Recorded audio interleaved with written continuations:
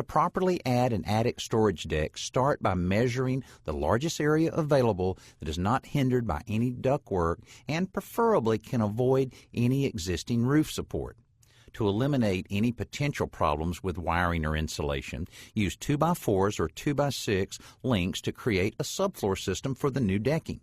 These pieces can be placed perpendicular to the ceiling joist. Screwing the 2x to the joist will help prevent any damage to the interior ceiling that could result from hammering them in place. Place the 2x on edge and install them to the ceiling joist so the center of each board is exactly 16 inches away from that of the preceding board.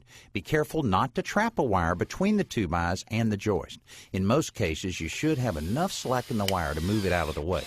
In rare cases, you may have to notch the bottom of the 2x to allow the wire to remain exactly where it is.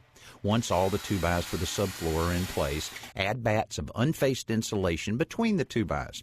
If any electrical junction boxes are within the area of the new decking, make sure the box has a cover over it. The decking material can be half-inch plywood. However, since few attics have an opening that's wide enough, the 4x8 sheet should be ripped lengthwise. Be sure to cut the ripped pieces to the proper length before taking them up into the attic. The decking pieces will be placed directly on top of the newly added 2x subfloor, covering any added insulation, and attached using 1¼ drywall screws. Once all the pieces are attached, you're ready to begin using the newly made storage space.